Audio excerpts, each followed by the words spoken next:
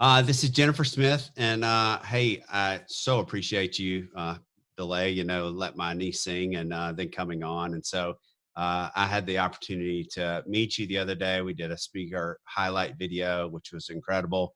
I'm really excited about this interview, and I know somebody else who's watching that is too, because they believe in what you're doing. So let's just jump right into it. And how about just introducing yourself, give a little bit about yourself and your background.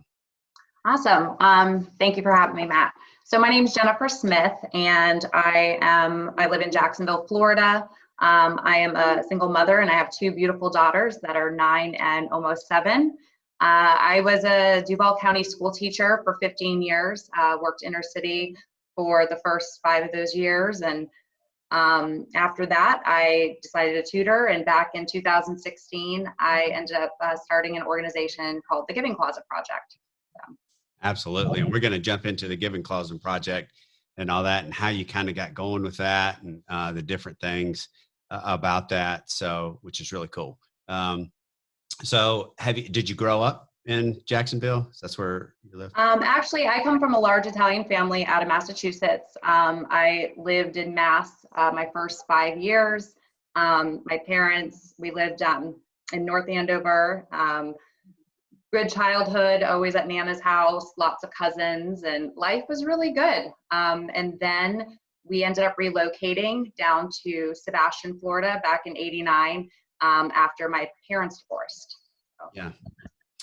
Yeah, and I know that had a big impact on you and your life, right? When your parents divorced, and then you moved down to Florida, and but you grew up there. So let's talk a little bit about that, and just kind of your journey and all that, some of the struggles and obstacles that you went through in your life. So back in New England, because I have a younger sister, and the journey that our lives took, we went on 2 different paths. And I truly believe it's because of the different things that happened in our lives at different times. And, for me, from the time that I was born up till 5 years old, I mean, life was good. I saw my parents happy. We had a house, we had a pool. I was surrounded by lots of family. And then, something came up, and it was really hard on my mom. I mean, mental health is, a hot topic right now. And back in the day, a lot of people, there's such a stigma attached to it. Nobody really wants to talk about it. But my father was bipolar, and he didn't want to take his medication. And my mom tried. I tried to get him to take it, other family members, and he just wouldn't. So my mom kind of felt like she had no choice but to remove herself from the situation. We ended up going bankrupt. We lost our house. We lost everything, because, of course, when you're bipolar or manic depressive, when you're on a manic high, you tend to start spending and splurging and buying. And my dad kind of went down that route, and we lost everything. So the cost of living up north was way too much for my mom. And she's like, okay, we're going to get away. We're going to go move down to Florida. And so we did. We followed her childhood best friend. The cost of living was a lot cheaper, and we started a new life. It was very difficult, though, because we left everybody. We left our grandparents, our aunts, uncles, cousins, and my sister. By the time we moved, I was 7. My sister was 3, and it was tough. But shortly after we moved to Florida and we started school, my dad came down, found us. And I knew at the time things weren't going so well, but I was 7. I was very young, so I didn't know. And he came into my school and told me that we were allowed to go on vacation with him, that my mom said it was okay. And I was so excited. I mean, he's my father. I love him. Yeah. So we left with him. We went and picked up my sister. Things did get a little weird, because we didn't have a suitcase. We didn't have anything but the clothes on our back. And here we started our voyage back up to New England. When we went back up there, we weren't allowed to see anybody. And my dad already had an apartment in New Hampshire away from family. And because I don't think he told a lot of the relatives what was happening.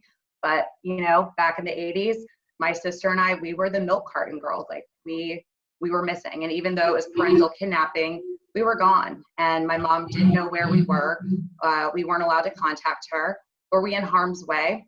No, my dad was doing what he thought was right, and in his mind at the time. and he still wasn't on his medication. So of course, you know, with the highs and the lows, I was learning to deal with it. But there came a point where I knew something was off. I missed my mom. I wanted to be in school. So eventually he did. He put us in school, and it wasn't within a few weeks. My mom, she found us, and I still hadn't talked to her. And I'll never forget, I was in Mrs. Balboni's first grade class, and the principal came in, whispered something to my teacher, and I was off with the principal, and I go into the hallway, and there's my mom down at the end of the hall. She fell to her knees, and I went running to her. Sorry, but it was great. I mean, months had gone by. I missed her, and it's like we were united once again. I remember that day crystal clear. And then from there we went to go pick up my sister at the daycare. And then I remember we were at the courthouse, and my mom had to go see a judge. And I just remember her crying, and my grandmother was with her. And then after that, we ended up driving back down to Florida. And that was the last time I hadn't seen my dad. He ended up doing time. And, you know, it was really hard. I mean, my mom, she wasn't remarried at the time, but she did have a boyfriend. And I liked him, but it wasn't my dad. And he loved us like my father loved us. I'm not sure I knew what a healthy love was. I felt like my dad tricked us. And I was just very confused. And he would write from jail, and my mom wouldn't let us see the letters. And, you know, even when he got out, it was really hard for me I was excited to see him, but I was also nervous. And I knew he was now living in Florida. He had given his life over to the Lord while he was in jail, and he was doing ministry in there. But my mom only started by letting him come to the house and taking us to church on Wednesday nights or to McDonald's to go get a hot fudge sundae. So slowly we started, you know, kind of building up the relationship with my father again. Now, granted, when my parents divorced, my sister was only 6 months old. So she never had, I feel like I at least had the first 5 years, like foundational years, of just that family unit and feeling loved. My sister never had that. So shortly after, my sister, she struggled. I mean, she struggled in school. You know, her and I both went to counseling as kids to kind of work through just the different emotions we were feeling at the time. But I mean, and there's so much from there. Like over the years, my relationship with my father has been off and on. It's hot and cold. I can't even tell you how many times my dad has broken down crying to me, telling me he's sorry for everything he's put me through, even as a kid. And then something else would come up and he would do it again. Or there he goes, he's not on his meds and he's off, and I don't see him for another year or two. So has it affected my life as an adult? Absolutely. I don't think it was until I was actually going through my divorce about 5 years ago that I realized just how much my childhood affected me and some of the choices I made with men and my relationships in the past. But again, I decided it's time to go back to therapy, and I don't think there's anything wrong with that. I needed to talk with somebody about everything that I was feeling. So yeah. I mean, and again, this has been really a theme of a lot of the speakers in the last 2 days is just how, you know, our youth affects us as adults, you know, even to this day, you know, and how that, you know, whatever that thing was that we went through, how that molds who we are. And it makes such a huge difference. And I know it does to who you are today. In both probably, you know, a little bit of a negative way, the things that you went through, but then also in a positive way on the person that you are. Right. Yeah. And I mean, I can keep on going. I mean, one of the things that I've noticed about myself and some of the choices that I made, I mean, I was a good kid, AB honor roll, and went to college and did all that. But I mean, from the time that I was 14, I mean, I was in a relationship from 14 until right 2 weeks before I graduated high school. And then I was in another long-term relationship during college. And I mean, from the time I was 14 up until age 30, I mean, I honestly had probably only been single a year of my life. Wow. And I would stay in these relationships with these men, knowing that I don't think I was truly in love. I think I was afraid of being alone, and any love that was given to me, I was kind of okay with it at the time. I settled. Well, how hard was that? Let me just ask a question with that. How hard was that? Going back to what we were talking about earlier with Shelley, how hard was that when you did go through your divorce, to be able to stand on your own 2 feet and realize that you can stand on your own 2 feet? It was the scariest time of my life. About 3 years before I actually went through my divorce, something had happened, and I decided to forgive my husband. I mean, our firstborn was 6 months old, and I was scared. But we went to marriage counseling for a year. We gave it a shot. We ended up getting pregnant again. I was pregnant and lost my child going into my second trimester. And then I was blessed. A month later, I got pregnant again and have my beautiful daughter that I have now. But again, it's like I was so scared of change. And I thought, you know what? I'm not going to get a divorce, because I always said, once I get married, that's it. We had the house. From the outside, everything looked so good. Everybody was so jealous. But internally, I knew I wasn't happy. How could he possibly be happy? I mean, and then finally, I had to make the decision. And it was the hardest decision I ever had to do. Moving out on my own with 2 young girls under the age of 4, it was tough. I mean, financially, emotionally, I was drained, and things that I was used to no longer. I mean, I had to start tutoring. I was delivering groceries for Shipt. And it was during that time, though, I realized my girls need me. They can't see me crying. And there were times where I would go lock myself in the bathroom, and I would get it out of my system and just have one of those, breakdown cries. And my girls knew I was sad, but I had to pick myself back up and come to an understanding with myself that it's okay that I don't know what the future holds for me anymore. And it was in that time that the Lord gave me the vision for the Giving Closet Project. Yep. And I was teaching, and over the last 5 or 6 years with teaching, I had seen such a huge increase with student homelessness and situational poverty, way worse from when I had first started teaching. And it wasn't just students that were living in the shelters anymore. I mean, I had students who were living in tent communities. They were couch surfing. And I realized I had a student in my class who was living out of her car with her mom.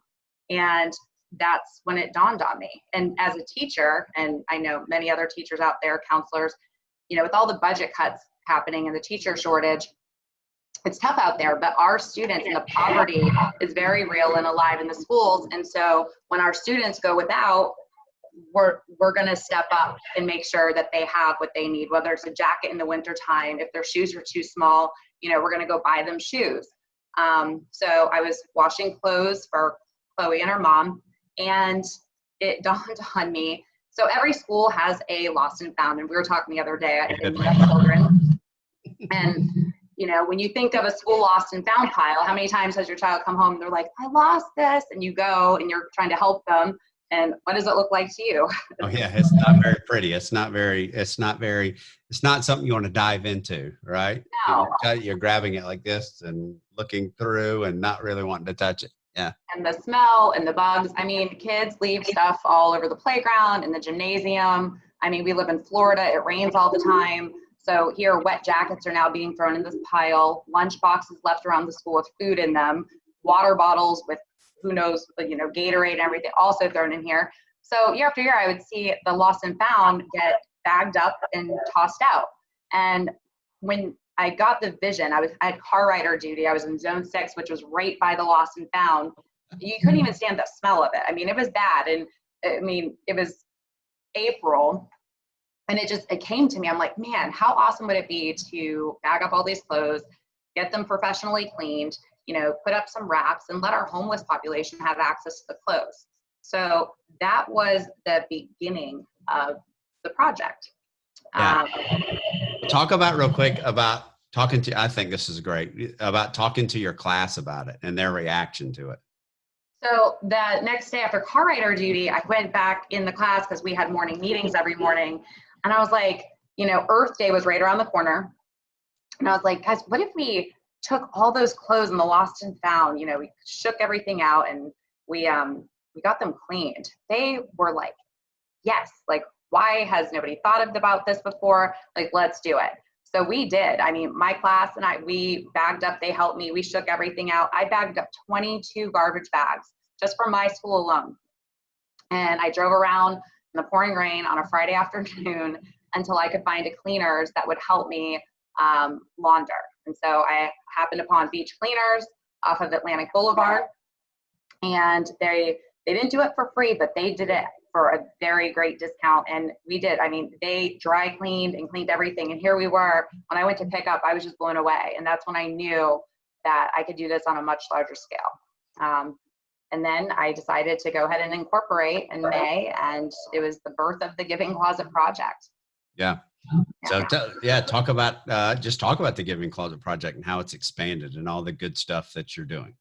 Yes. And there's so much good stuff, but I'm going to be completely honest with you. We're going to get to the bad stuff, right? Okay. Yeah. Let's talk about the good stuff, and then we'll talk about the bad stuff. All right. For sure.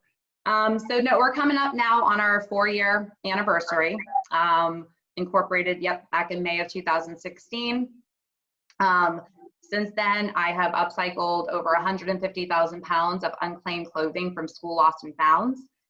We have served over 3,000 students, and we are now in Duval and Palm Beach County. Since then, though, I mean, when you think of lost and found, it's great, but it's jackets, water bottles, lunch boxes. So I quickly realized if I was to create a one-stop shop for teachers to make sure that their students don't go without, I needed more inventory, not just jackets. Yeah. So that's when I was like, okay, well, what else do I want to provide? I wanted to provide for students anything that they would need: clothing, shoes, hygiene products, new socks and underwear, school supplies, backpacks.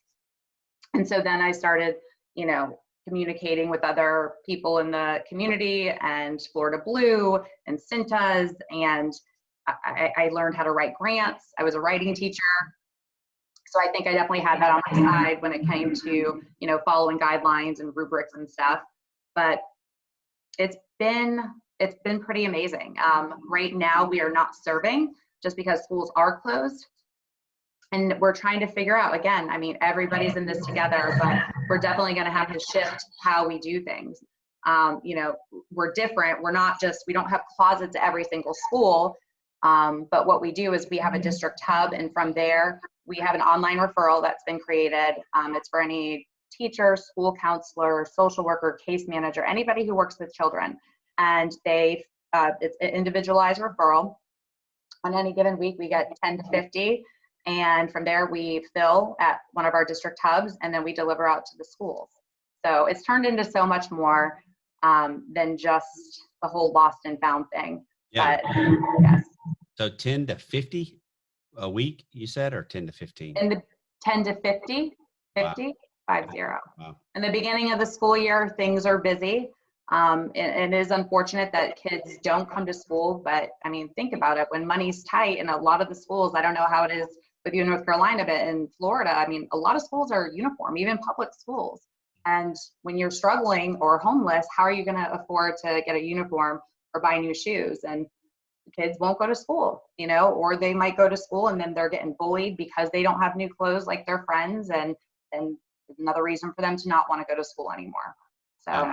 Well, that's amazing too. And I hadn't thought about it that way until you just mentioned it, but the effects, the trickle down effects from everything that these kids go through, right? That the bullying that they could go through from not having new clothes or not having new shoes or not, having that lunchbox, that has food in it. There's so much that goes into, everything for these kids that can cause these long-term effects, Absolutely. And I mean, and think about it. And when you're being bullied and everything in the classroom, I mean, you tend to shut down. And so then that also will affect your academics as well, So when I think of teaching, I think we need to start talking more about poverty and student homelessness and why is it increasing and what we can do to help, and start approaching it holistically. It's not just the academics. If their physical and basic needs aren't being met, you're absolutely right. It's going to affect everything else in their lives. Yeah. So let's talk about this right now. Let's talk about right now, because you said right now you're not delivering, you're not able to do what you do, but now even let's think about that, but let's think about the trickle down economic effect that's going to come down on a lot of these families and kids, right? Because 30 million people plus million people out of work right now, right? Yeah. Businesses are closing their doors to never open again. So this economic impact is going to take really what you do and make it more important, but it's also at the same time, it's making it almost hard and impossible for you to do what you're doing. I know. And it's something that I've had to kind of process over the last few months. I mean, when this all happened, I mean, we were getting ready to start our promo videos for our gala. And I mean, it affected many nonprofits, not just mine. I mean, their spring fundraisers. And again, this was just, I mean, it was put on us and the schools were closed and now all the inventory, because we operate out of schools. It's like, how are we going to do this? And then, I was working with the school district, and it was getting the virtual school up and going. So clothing really wasn't a priority. It was trying to get electronic devices to students. And then the other thing too, I mean, school is a safe haven for so many students, especially our homeless students and students living in poverty. I mean, they come to school and sometimes the only meals they're getting is at lunch. I mean, free breakfast, free lunch. I mean, and then after school, there's team up. And a lot of times they provide after school snacks and dinners for those students. That all just disappeared, gone. So clothing wasn't the focus when this all hit us back in March. It was getting the electronic devices so students can still learn from home and making sure that they have food. And I have to commend the district, both Duval County and Palm Beach, because I mean, they are figuring it out. I mean, they are sending food, lunches and dinners on school buses and delivering to different bus stops and whatnot. Has it been easy for them? And is everybody getting the food that they need? No. But again, if you don't have technology or the internet and stuff, it's like, how are we going to be reaching all of those families? So we're at a point right now where we're starting to see that even in August, things might not go back to normal. I mean, I have a call next Thursday. By now we would have already had the master calendar. When is the first day of school start? There isn't any of that. And there's a lot of people that are still fearful that we're going to get a second round of this. And do you really want to send your child to school? And even if school buildings do open up, social distancing, 10 students per class. So there's already talks that in August that we may start virtually again and see where things are at in December. I mean, and then that affects me. I mean, I have a 9 and a 7-year-old. I'm homeschooling my daughters every single day. And even though their teachers are doing live videos and Zoom and everything, they still have to learn. They still need resources. Their spelling, vocab, all this stuff you have to print. I mean, you want your children to be successful. And as their parent, I'm going to make sure that they are. So they're going to need help. I am a teacher first right now for my own children. So that's amazing, because like you're a teacher, right. you are equipped to do this. And I think that's I'll say that's one of the things that I've seen just so much outpouring to the appreciation for teachers, because I think a lot of parents are realizing, hey, this is harder than it looks. And going through this process is not an easy thing. So you're actually educated. You're actually taught to be a teacher, so you know how to do it. But man, it's a lot of pressure on a lot of these kids. And there's, if we can't figure it out, it's the impact on them is going to be so hard. It is. And I've seen it already. I mean, my daughters, they miss their friends. I mean, we're locked in. This is affecting them. And, I give props to all the teachers, but especially to our youth right now. I mean, what they've gone through and how they're all handling this. How are they really handling this? Is anybody talking to the students? I mean, yes, the teachers are, but I don't see a lot of the students speaking up about how they're coping and how they're doing with everything that's happened to them, you know? Yeah. And I've seen the cases of neglect go up recently. I've seen the cases of runaways go away. Not everybody has a stable home life. And it's scary to think about some of the situations that our kids are in right now. It truly is. And, somebody made that, Melinda made the comment that public schools in Tampa are uniform. It is getting bullied and plus getting in trouble from the staff for not being in your uniform. So you got two different things that go on there. It's the getting in trouble. And they will even get sent home. And to me, the students shouldn't suffer because of that. It's not their fault. And we must do better and recognize that we have to step up our game and that it takes a village to raise a child. You know, and when I had started the Giving Closet Project, I was going through my divorce. I was going through just finding out that my sister was in a coma and fighting for her life. She had a tumor that was 3 times the size of her heart. And we didn't think she was going to make it. And all of this, and here I am starting an organization, and everyone's like, Jen, you can't do this right now. You have way too much going on. You're going through a divorce. You're a single mom. You don't, what do you know about running a business? And I'm thinking, you have your own children to worry about. And I said, you know what? If we all had that mentality, I have my own children to worry about. That's what's wrong. My class, my students every year, I mean, they're with me more than I'm with my own children, you know, 7.5, 8 hours a day. They need us right now. And it was eye-opening. And the more that I kept moving forward and faced the opposition and prayed about what I was doing, I was like, okay, I know I'm making the right choice. And I have actually been healing. The more that I help and the more that this grows, I'm becoming happier. I'm becoming more independent. I'm becoming a stronger woman. And that feels great. And my daughters look up to me. They love helping. I mean, it's good, you know, it really is. I got to get you to tell the story about when you pulled off the side of the road, because this is just an incredible story. And I should have sent you the picture, but Yeah, if you go to our Facebook page, it was one of the second or third posts, but I will make sure to send it to you. Yeah, please send it to me, because when I write the experience in and we take the video, we'll add this to the post. So please send it. I definitely will. So, you know, it's now wrapping up the end of the school year. I have schools calling me all over Duval County. Please come pick up our lost and found. I mean, I am leaving school, tutoring, driving around, picking up clothes, washing, like it was crazy. And I was starting to feel really overwhelmed. I had went and pitched, I was invited to go speak to a bunch of, it was called OLA at Florida Blue, and they wanted to hear more about my story and what they could do to help. And one of the ladies, Lillian Gote-Bessalou, actually said, Jennifer, I don't know if you realize this, but you're an angel to these students. And I don't know, it was heartfelt. I broke down crying. I hugged her. I'm like, thank you. And the next day I'm calling, it's like daycare's about to close. I'm running around again. I'm like, what am I doing? There's no way I can do this.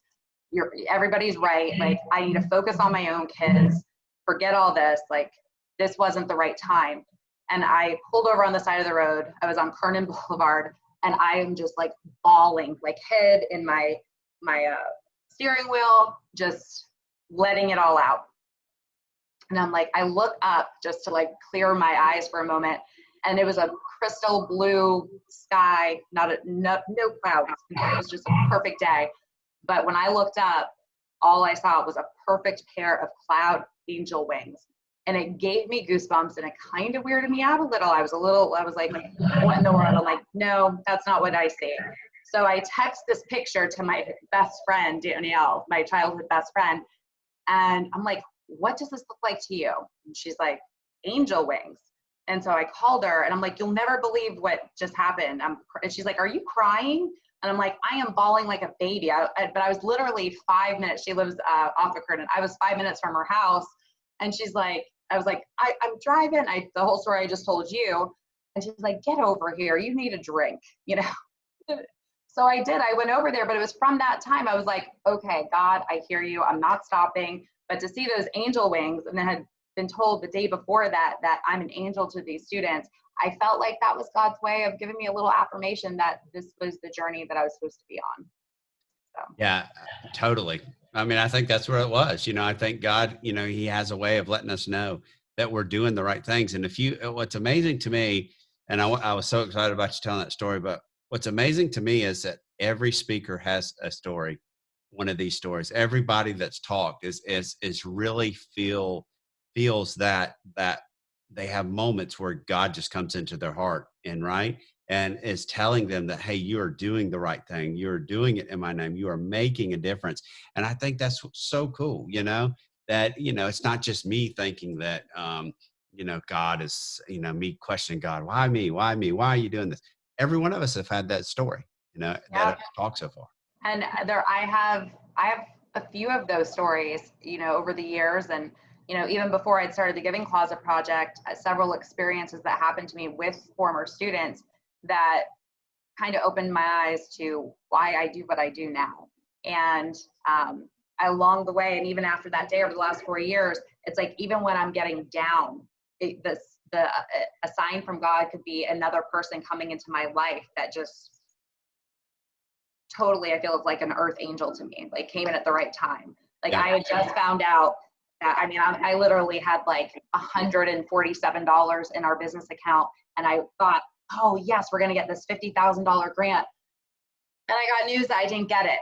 And I was devastated. I'm like, how are we going to go on? I started doubting myself and doubting everything. And that day I walked into my classroom and a new student walked into my room. And she wasn't in uniform, but they were letting her stay. They pulled me out in the hall to let me know, just, we're going to let her stay. She's been through a lot. But of course I had my class at the time, so I didn't know much more than that. By the end of the day, the little girl finally had warmed up to me. And I was like, do you want to talk to me about something? Because at first she was very standoffish, didn't want to talk. This young lady was living in Tallahassee, witnessed her mom die, was laying in bed with her mom for 2 days with her mom cold before somebody came. Her and her brother end up then having to relocate to Jacksonville, Florida to go live with their biological father, who they don't know or have a relationship with, but that's the only family that they have since their mother passed away. And now she's in my classroom. And this was a Wednesday.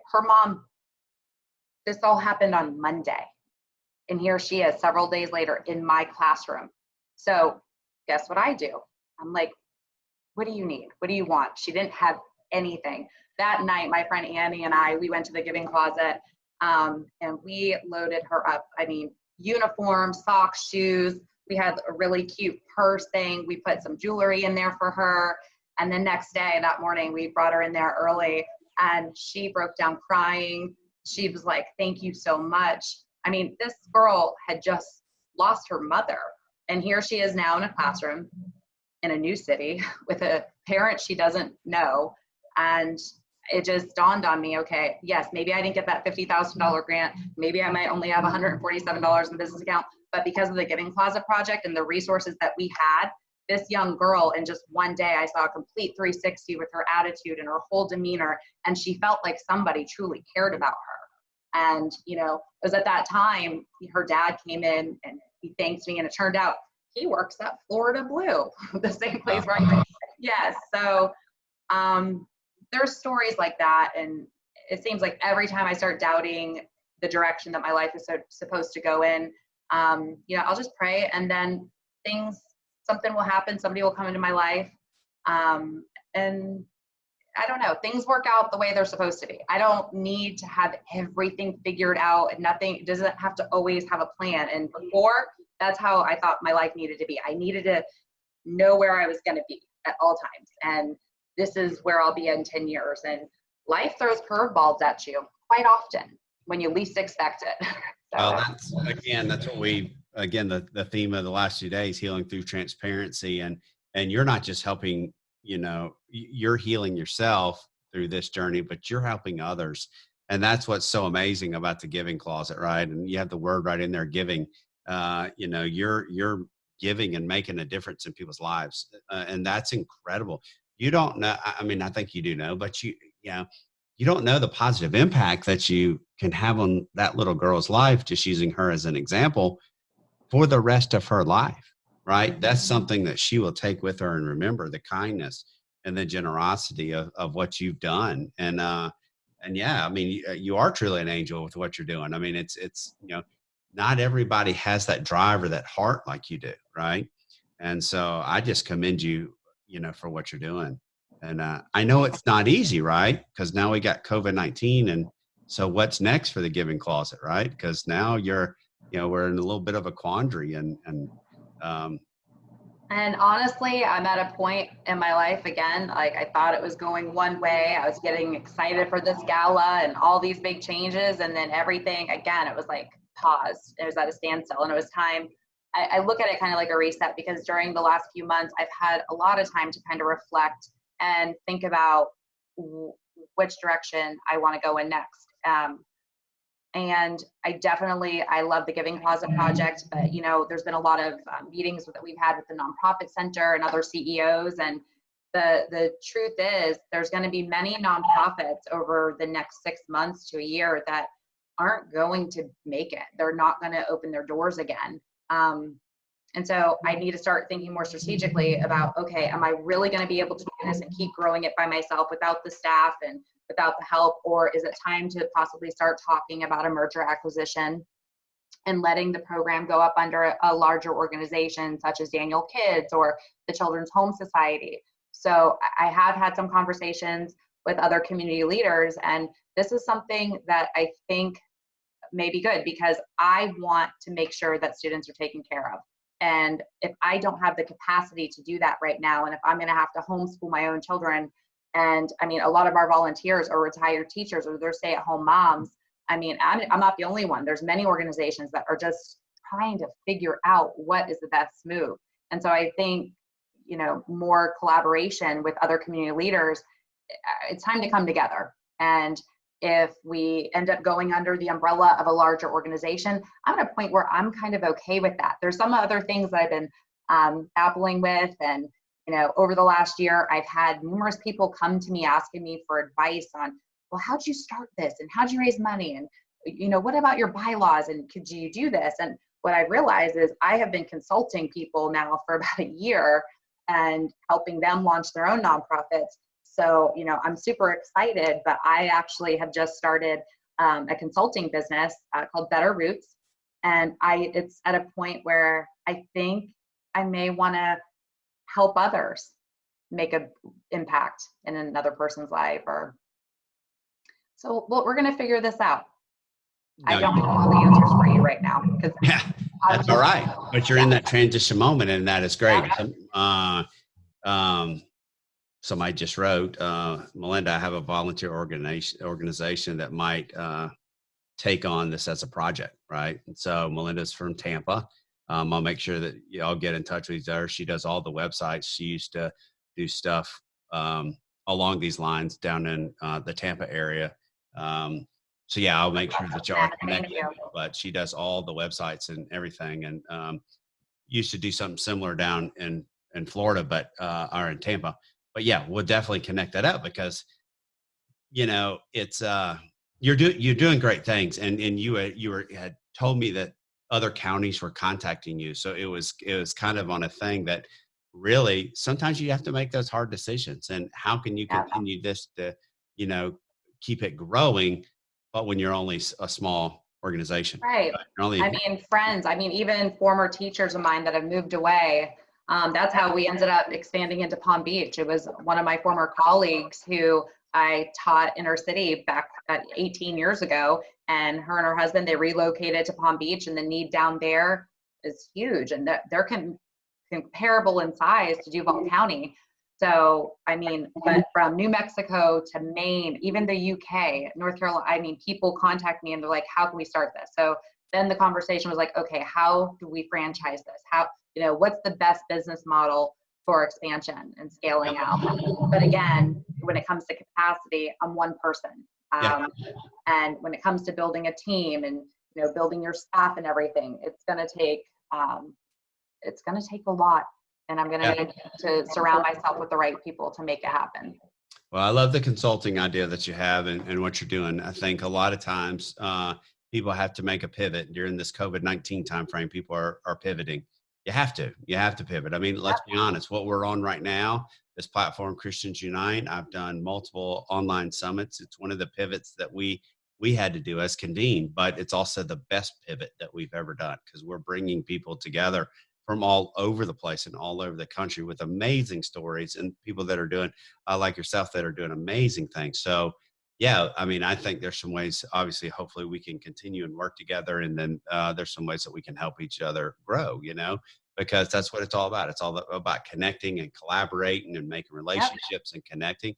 And like you talked about, I mean, there's, what you're doing, what Shelly's doing, just lifting women up, but all the women and Grace and all that. So just an incredible thing that we can do. It's amazing. So what else? What else you want to throw out there? Well, we do have some time. Yes, we do. What else? Let me think. What would you like? Do you have any other questions to ask me? Are there any questions from the audience? Yeah. Let's see if anybody else has any things that they want to ask. To me, I find it interesting how people just like take on, get that message or get that feeling or know that God's talking to them and finding what's on your heart. I love the story that you were in zone 6, right outside of that, and the smell and just all that, but you had that vision to just go forward and make a difference in people's lives. Go back to Eva, go back to Boo, go back to everybody that's, Tracy, what she's doing with Share Your Dirt. I mean, everybody that is Shayna this morning, everybody that spoke, it has it on their heart to help others. And I think that that's what, we're here. And that's what Jesus put us, here to do, is to really kind of reach out and help people, reach out and just lift others up. And so, I don't know. Well, here's another story. This will be a good one to kind of wrap everything up. And this was before the Giving Closet Project. This was before I was a mother, married. My first year teaching was probably one of the hardest years in my life, but definitely was up there. You can go to college, become a teacher, but until you're actually out in the field and in there by yourself, it's real life a experience. Completely different, right? So that year, I had a student, his name was Daniel. He's actually would be graduating, and he's one of my former students who I truly hope I hear from again one day. So Daniel was in my 3rd grade class. Sweet boy, played basketball, very athletic, straight A student, was doing everything. Well, and he stopped coming to school regularly. When he did, I mean, he was covered in bug bites and he was sleeping a lot. All of this, something's going on. There's been a shift. His grades started struggling. But one of the things that really stood out to me was one day he started throwing up after lunch. And I was like, Daniel, are you okay? Do you need to go? No, he didn't want to go home. He didn't want to do anything. It turned out he was getting sick because it was the only meal he was eating at all, because they were living in a vacant hotel, like mom, little brother. So I ended up giving some bars, some like fruit Nutri-Grain bars or something to take with them. But at the time I knew I had to do something. I couldn't get a hold of the mother. The next day I'm driving to work, and I lived off of Southside and Bay Meadows. I'm getting ready to get on the highway, and I see a young boy holding a basketball, a garbage bag, a mom who clearly needed some help. So I pull over. It's Daniel, his mom, who is strung out on drugs, crack, whatever, and his little brother, who I think was sick at the time. And here they are. They were trying to hitch a ride or catch the bus or whatever to go to school.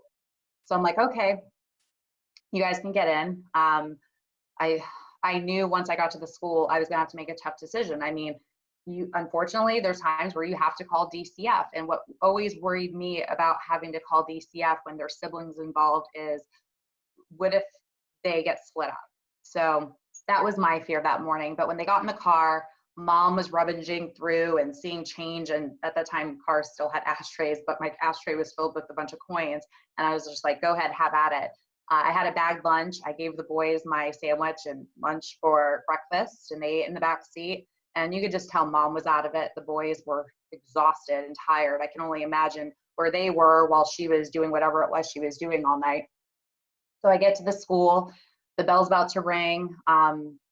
She didn't want to go in, and I made her go in. And of course, she's angry with me and trying to leave and all this. They're like, Miss, at that time, my maiden name was Tackleback. They're like, we're going to take care of this. Go start your day with your kids. And so we went on the whole day. I'm like, okay, what's going on with Daniel? They weren't allowed to tell me, but DCF was involved. Mom was gone. I thought Daniel would come back to my class, and he didn't. And when I was like trying to get information about what happened to him, they couldn't tell me because he's no longer at our school.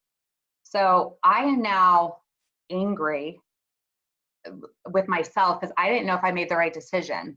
Like, here I was, Daniel angry with me. I thought I did the right thing, but now I'm like, oh my gosh, him and his brother, they're not going to be together.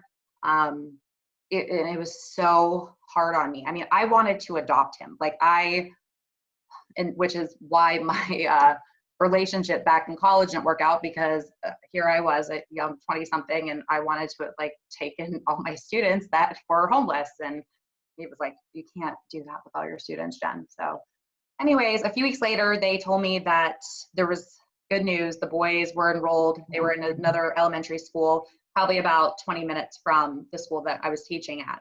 But I still couldn't have any contact or get any more information than that. So I am at, fast forward now, Hannah Park a year later. Just so happened to be on Mother's Day that my best friend and I, again, Danielle, my childhood best friend that's with me with all these things that happen.